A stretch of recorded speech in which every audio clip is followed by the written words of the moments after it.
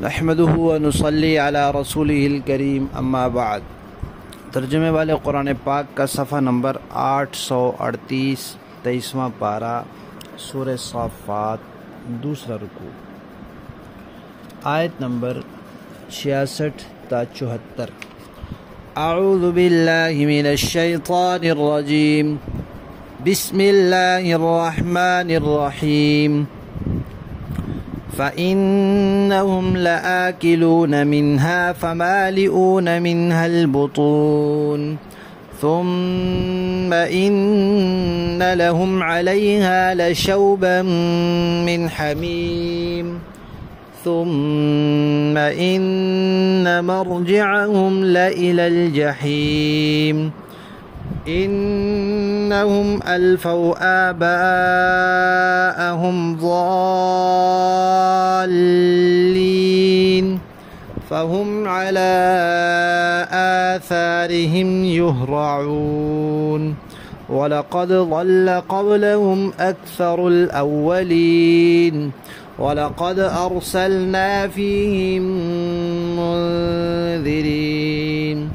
فانظر كيف كان عاقبة المنذرين إلا عباد الله المخلصين۔ صدق اللہ العظیم۔ گزشتہ آیات میں اس بات کا تذکرہ آیا تھا کہ دوزخ میں ایک درخت ہوگا جو دوزخ سے ہی نکلے گا اور وہیں آگ میں ہی پرورش پائے گا، اور اس بد شکل بھی ہوگا، بدبودار بھی ہوگا اور بد مزہ بھی ہوگا۔ اب یہ فرما رہے ہیں کہ دوزخیوں کو جب لگے گی بھوک تو ان کو پھر وہی کھلایا جائے گا، وہ اسی کو کھائیں گے، اسی سے اپنے پیٹ بھریں گے۔ اتنا بدبودار، اتنا کڑوا، اتنا بدمزہ کہ ایک قطرہ دنیا میں آ جائے تو دنیا کی ساری زندگی خراب ہو جائے۔ اس کا کھانا دوزخیوں کے لیے ایک مستقل عذاب ہوگا۔ تو حضرات مفسرین کرام نے لکھا ہے کہ کھانے کے لیے جب وہ کہیں گے کہ کچھ کھانے کو دیا جائے تو ان کو آگ سے نکالا جائے گا، لیکن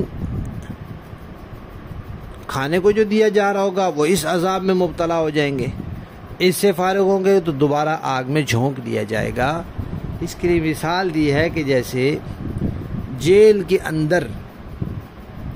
چکی ہوتی ہے، بیرک ہوتی ہے، کمرہ ہوتا ہے، باہر برآمدہ ہوتا ہے، صحن ہوتا ہے، قیدیوں کو بند رکھتے ہیں، کچھ دیر کے لیے کھولتے ہیں، پھر دوبارہ بند کر دیتے ہیں۔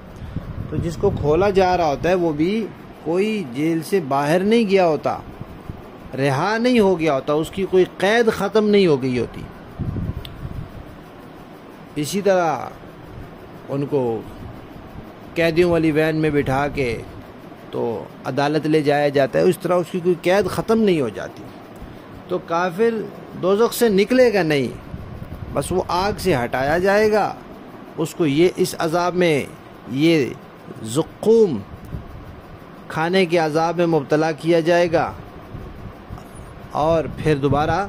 اسی آگ کے عذاب میں دھکیل دیا جائے گا۔ تو عذاب تبدیل ہوگا، چھٹکارا نہیں ہوگا۔ اور پینے کے لیے کیا ہوگا کہ اس کو ایک آمیزہ دیا جائے گا، کھولتا ہوا، یعنی کھولتا ہوا گرم پانی ہوگا، اس میں خون، اس میں پیپ جو دوزخیوں کے زخموں سے نکل رہی ہوگی، وہ ہوگی کہ اگر وہ اس کا گھونٹ بھی بھرے گا، ایک تو وہ قریب کرے گا تو اس کی تپش اور دھوئیں سے اس کا منہ جھلس جائے گا، اور اتنا برا ہو جائے گا کہ اوپر والا ہونٹ اکٹھا ہو کر اوپر پیشانی کو جا لگے گا، اور نیچے والا ہونٹ لٹک کے نیچے تک آ جائے گا، نیچے ناف تک آ جائے گا، اور جیسے وہ پیے گا تو اس سے کٹ کٹ کے اس کی انتڑیاں باہر آ جائیں گی۔ یہ مستقل عذاب ہوگا۔ تو فرمایا کہ کھانے کے لیے زقوم دیا جائے گا، پینے کے لیے یہ کھولتا ہوا گرم پانی پیپ ملا ہوا دیا جائے گا، اور پھر دوبارہ آگ کے عذاب کی طرف۔ اس عذاب کی وجہ کیا ہے؟ فرمایا اس لیے کہ ان کے آباء و اجداد گمراہ تھے، غلط راستے پر تھے، غلط عقیدے اور عمل پر تھے۔ انہوں نے دیکھا اور ان کو غلط راستے پر پایا، اس کے باوجود یہ ان کے راستے پر چلتے رہے، دوڑتے رہے۔ تو گمراہ آدمی کے پیچھے جب لگے گا تو گمراہی کی طرف ہی جائے گا۔ اب ایک آدمی پشاور کو جا رہا ہے تو جو اس کے پیچھے پیچھے چلتا جائے گا وہ پشاور کو پہنچے گا، اور جو لاہور کو جا رہا ہے اس کے پیچھے جو چلے گا وہ لاہور کو پہنچے گا۔ لاہور جانے والے مسافر کے پیچھے چلنے والا پشاور نہیں پہنچے گا، اور پشاور جانے والے کے پیچھے چلنے والا لاہور نہیں پہنچے گا۔ اسی طرح گمراہوں کی پیروی اور تقلید کرنے والا سیدھے راستے پر نہیں آئے گا، اور ہدایت یافتہ لوگوں کی پیروی اور تقلید کرنے والا غلط راستے کی طرف نہیں جائے گا۔ یہاں قرآن پاک نے اس بات کا تذکرہ کیا ہے کہ آباء و اجداد گمراہ ہوں تو ان کی تقلید دوزخ میں لے جاتی ہے، ان کے پیچھے چلنا، ان کی پیروی کرنا۔ اور سورہ یوسف میں ہم پڑھ چکے ہیں کہ وہاں اللہ تعالیٰ نے فرمایا کہ اگر آباء و اجداد نیک ہوں، صالح ہوں، تو ان کی تقلید کرنا اور ان کے پیچھے چلنا یہ انسان کو جنت کی طرف لے جاتا ہے۔ قرآن پاک میں آتا ہے، اللہ تعالیٰ فرماتے ہیں وَاتَّبِعْ سَبِيلَ مَنْ أَنَابَ إِلَيْهِ، جو لوگ میری طرف آ رہے ہیں ان کی تو اتباع کرو، ان کی پیروی کرو، ان کی تقلید کرو، اور جو گمراہ لوگ ہیں چاہے وہ تمہارے باپ دادے کیوں نہ ہوں ان کے پیچھے نہ چلو۔ تو گویا قرآن کریم نے اتباع، پیروی اور تقلید کی دو قسمیں بیان فرمائی ہیں۔ ایک وہ جو اچھی ہے، محمود ہے، قابل تعریف ہے، قابل عمل ہے، اور بلکہ واجب ہے، تو قرآن پاک نے اس کے لیے حکم دیا ہے کہ یہ کرو۔ اور دوسری وہ ہے جو بری ہے، مذموم ہے، اور ناجائز ہے، ناقابل عمل ہے اور حرام ہے۔ بعض لوگ تقلید کو بالکل ہی برا سمجھتے ہیں کہ تقلید تو ہے ہی غلط، وہ تو ہے ہی شرک، وہ تو انسان کو سیدھے راستے سے ہٹا دیتی ہے۔ اور کچھ لوگ تقلید میں فرق ہی نہیں کرتے، کہتے تقلید ہوتی ہی اچھی چیز ہے، حالانکہ قرآن پاک یہ بتا رہا ہے ہر تقلید اچھی بھی نہیں ہوتی، ہر تقلید بری بھی نہیں ہوتی۔ اللہ تعالیٰ نے قرآن پاک میں فرمایا فَاسْأَلُوا أَهْلَ الذِّكْرِ إِن كُنتُمْ لَا تَعْلَمُونَ، اگر تم نہیں جانتے، تم عالم نہیں ہو، تو خود قرآن کھول کے نہ بیٹھ جاؤ اپنا مسئلہ سمجھنے کے لیے، دین کے مسئلے معلوم کرنے کے لیے۔ ویسے قرآن پڑھنا ہے، سمجھنا ہے، سیکھنا ہے، قرآن سے نصیحت حاصل کرنی ہے، عبرت حاصل کرنی ہے، لیکن مسئلے جو ہیں دینی وہ خود نہیں قرآن سے سمجھنے۔ جیسے ڈاکٹری کی کتاب سے خود اپنا علاج نہیں کرنا، کسی نے کھانا پکانا سیکھا ہی نہ ہو، صرف کتاب دیکھ کے کھانا پکانے لگ جائے تو اس کا کھانا نہیں صحیح پکتا۔ کوئی ڈاکٹری کی کتابیں دیکھ کے اپنا علاج کرنے لگ جائے، کوئی ڈرائیوری کی کتاب دیکھ کے گاڑی چلانے لگ جائے تو اس سے گاڑی نہیں چلتی۔ ایسے ہی کوئی دین کی کتابیں دیکھ کر خود سے مسئلے لینے لگ جائے تو وہ دین نہیں ہوتا، پھر وہ دین کا مسئلہ نہیں رہتا۔ تو اللہ تعالیٰ نے فرمایا اگر تم نہیں جانتے تو پھر اہل علم سے پوچھو۔ یہ نہیں فرمایا کہ بھئی خود بخاری شریف اٹھا لو ترجمے والی، یا خود مسلم شریف اٹھا لو، یا خود قرآن پاک ترجمے والا لے لو اور بس ٹھیک ہے اب خود عمل کرو، ایسا نہیں ہے۔ اور یہ پہلے بھی بات کئی دفعہ ہو چکی ہے کہ اللہ تعالیٰ نے ایسا کبھی نہیں کیا کہ کتاب بھیج دیو اور لوگوں کو کہو اس کتاب کو پڑھ کے عمل کر لو، نہیں، بلکہ نبیوں کو بھیجا ہے ساتھ کہ یہ کتاب اس نبی سے سمجھو اور اس نبی کے پیچھے چلو۔ چلنا تم نے نبی کے پیچھے ہے، یعنی کیا مطلب کہ کتاب کی ایک بات تمہاری سمجھ کے مطابق اور ہے اور نبی کا عمل اور ہے، تو تم اپنی سمجھ کے پابند نہیں ہو، تم نبی کے پیچھے چلنے کے پابند ہو۔ اور جب نبی پاک صلی اللہ علیہ وسلم آخری نبی تھے، وہ دنیا سے چلے گئے، تو بعد میں بھی اللہ تعالیٰ نے افراد کا یہ سلسلہ جاری رکھا تاکہ لوگ ان کے پیچھے چلتے رہیں۔ باقی رہ گئی بات جو ہم فقہ میں تقلید کرتے ہیں، تو یاد رکھیں تقلید صرف اور صرف ان مسائل میں کرتے ہیں جو قرآن و سنت میں واضح نہیں ہیں۔ چھوٹی سی مثال دیتا ہوں، نماز شروع ہوتی ہے تکبیر تحریمہ سے۔ یہ تکبیر تحریمہ فرض ہے یا واجب ہے یا سنت ہے یا مستحب ہے، اس کا قرآن و سنت میں کوئی تذکرہ نہیں ہے۔ اگر یہ فرض ہے اور یہ چھوٹ جائے تو نماز دوبارہ پڑھنی پڑے گی، اگر یہ واجب ہے پھر چھوٹ جائے تو سجدہ سہو کرنا پڑے گا، اگر یہ سنت ہے اور چھوٹ جائے تو نہ سجدہ سہو کرنا پڑے گا نہ نماز دوبارہ پڑھنی پڑے گی، بلکہ ثواب میں کچھ کمی ہو جائے گی اور جان بوجھ کے چھوڑنا برا ہوگا۔ اور اگر یہ مستحب ہے تو جان بوجھ کے چھوڑنا برا بھی نہیں ہوگا، لیکن یہ بات نہ قرآن میں ہے نہ سنت میں ہے۔ اب ہم کیا کریں گے؟ اس کے لیے ہم تقلید کریں گے، کیونکہ یہ مسئلہ قرآن و سنت میں نہیں۔ تو جو مسئلہ قرآن و سنت میں نہ ہو یا اس کے ایک سے زیادہ معنی ہو یا ایک سے زیادہ پہلو ہوں تو اس میں پھر کسی امام کی تقلید کی جاتی ہے، اور کسی ایک امام کی تقلید میں رہنا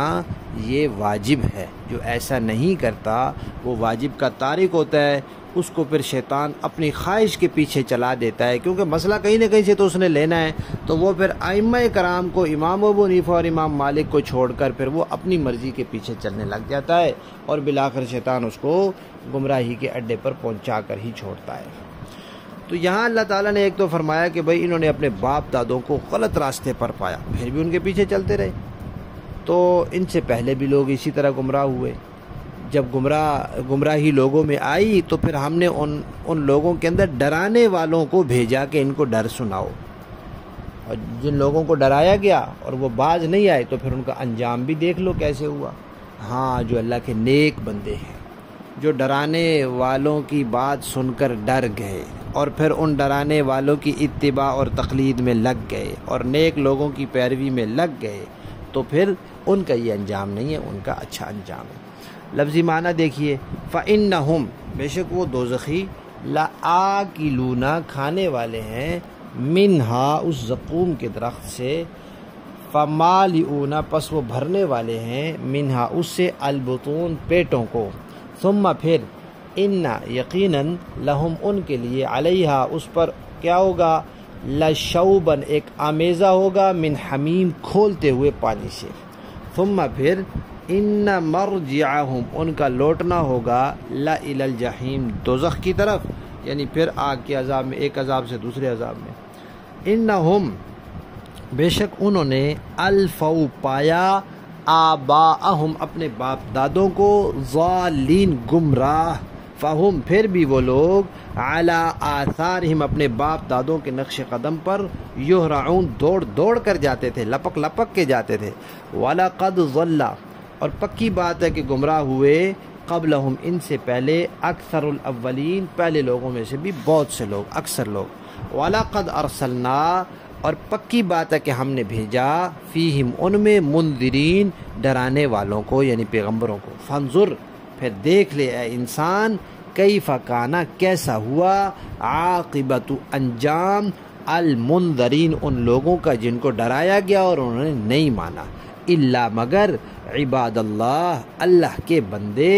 المخلصین، جو چنے ہوئے، خاص کیے ہوئے بندے ہیں، انہوں نے مان لیا تو ان کا یہ انجام نہیں۔ با محاورہ دیکھیں گے،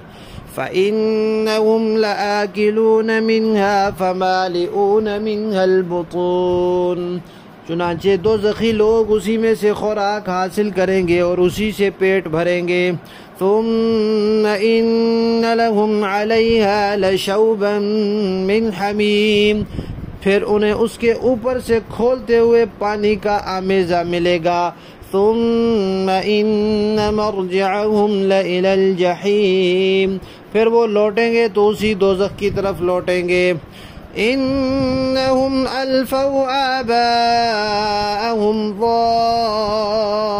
ضالین، انہوں نے اپنے باپ دادوں کو گمراہی کی حالت میں پایا تھا، فہم علی آثارہم یہرعون، چنانچہ یہ انہی کے نقش قدم پر لپک لپک کر دوڑتے رہے، وَلَقَدْ ضَلَّ قَبْلَهُمْ أَكْثَرُ الْأَوَّلِينَ، اور ان سے پہلے جو لوگ گزر چکے ہیں ان میں سے اکثر لوگ بھی گمراہ ہوئے۔ وَلَقَدْ أَرْسَلْنَا فِيهِمْ